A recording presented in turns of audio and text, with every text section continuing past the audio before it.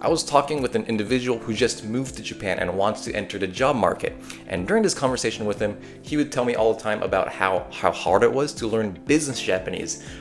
It's so easy to learn casual Japanese so that you can take the train or shop or whatever, but it just wasn't what he wanted, right? And he was saying that business Japanese, the kind of Japanese that would actually help you in the office at work, is not something that a lot of people talk about, especially on YouTube. And as I was hearing this, I kind of thought like I needed to share all the information that I know about business Japanese, guys. Since my channel, as you guys know, is all about helping people who either work in Japan or work with Japanese people in their country, right? So if you're struggling with the same problem, you're very lucky, guys, because my promise to you today is that at the end of this video, you'll know exactly what kind of vocabulary that you need to know for you to get a job and succeed there in Japan, right? So if this is your first time here, my name is Seannarron, and I work as an interpreter in a Japanese company here in Japan.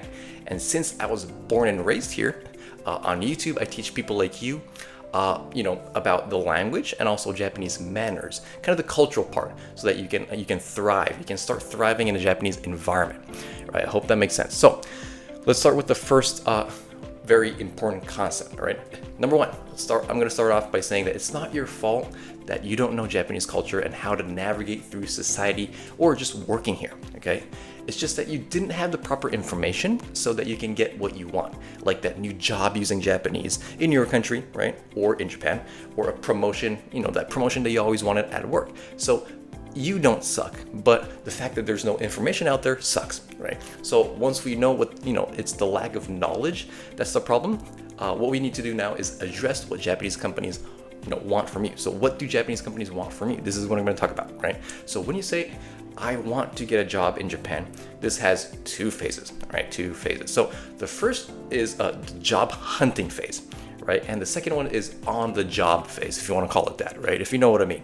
So there's no use, trying to learn how to succeed at work if we don't know how to attract people and get a job to begin with, right? So we're gonna talk about how to get more eyeballs, if you know what I mean, and kind of become the universally liked guy or gal in job interviews in Japan, right? With Japanese people abroad, Japanese companies abroad, right? So the three things that they want from you are your strengths and weaknesses. We're talking about the interview, right? Your strengths and weaknesses, how you can contribute, and finally, why you chose Japan. Why you chose Japan, in the first place, right? And I guarantee you that if you can ace these three parts, they're gonna like you, right? And especially the last one, guys. Why choose Japan? I mean, it may be a hard one to answer, but they just want to know that you like living in Japan. Why? Because they don't want a person who might leave Japan when they just feel like it. And guys, I know this because I've interviewed people here too, all right? So going back to our first part, your strengths and weaknesses. Here you want to say things like, 私のアピールポイントは, 私のアピールポイントは, and then say what you're good at, right? The one thing that I see with a lot of foreigners is they say, 私の強み when they talk about their strengths. And it's a little too strong and you want to avoid that word. It sounds like you're a little too confident about yourself, right? So also, after saying 私のアピールポイントは, you can add something that you went through. For example, some tough thing that you had in the past you had to deal with, and then tell how you managed to get out of that with your team, right? Then it becomes kind of evidence for why you're good at that thing that you mentioned. You know what I mean? So for example, 私のアピールポイントはチームワークです。This is the first part, right? My strengths and the reason. 去年、プロジェクトが終わるのに時間がたくさんかかりましたが、チームメイトのコミュニケーションでなんとか大丈夫でした。Right? Which means like it took a lot, like last year we had a lot of problems with our project, but because of, communicating with my teammate in a good way, we were able to kind of get over that hump, right? So just remember to give an example. So our, business Japanese word here was apiiru pointo.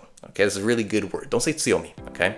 So our second part is how you can contribute, right? Here, the one thing that you want to remember is that they want you to go as deep as you can. Okay, so they don't want a surface level or fake answer. They really need to know why they would want to hire someone who's not a local, right? Because let's be real, there will be a lot of times that they need to help you with your Japanese because you're not from Japan, right? So go as deep as you can when it comes to telling them how you can contribute. Things like, この会社はグローバルな会社なので、もし英語のミーティングやプレゼンテーションがあれば日本人の代わりに私ができると思います。Which means, this is a very global company that let's just say you're talking with a global company, right? And if there's a lot of English meetings or presentations, I think I can do that more compared to other Japanese people. That's another good thing to say, right? Because it is a good one because, that Japanese person who works here, they probably don't want to give presentations in English or attend English meetings because they probably suck at it. You know what I mean, right? Okay. And the last one is, like you said, why you picked Japan. Okay. Why you left your country and what is it about Japan that made you feel like you want to stay, right? Again, they want someone who can work there long term, right? Because it's a hassle to replace you. It's super exciting to train another employee after you leave, right? So even if you don't plan to stay there, at that company long term, just tell them the reasons why you like Japan and kind of, your history, right?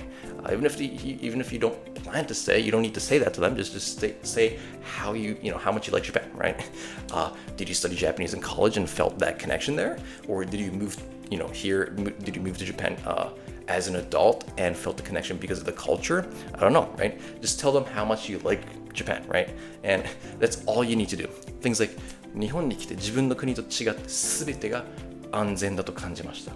Or like とても安全でご飯も安くて、日本にこれからも住みたいです。Something like that. I just said, Japan's really safe and all that, and I really want to live in Japan. Those are things that you can say, right? And when you praise Japan like this, the person who interviews you might think, oh, this guy likes Japan this much, why not give him the job, give him the chance, right? So, if all applicants had the same skills like you, they'll probably choose you because you express your intentions to stay in Japan. This is a really important part. I'll say it again.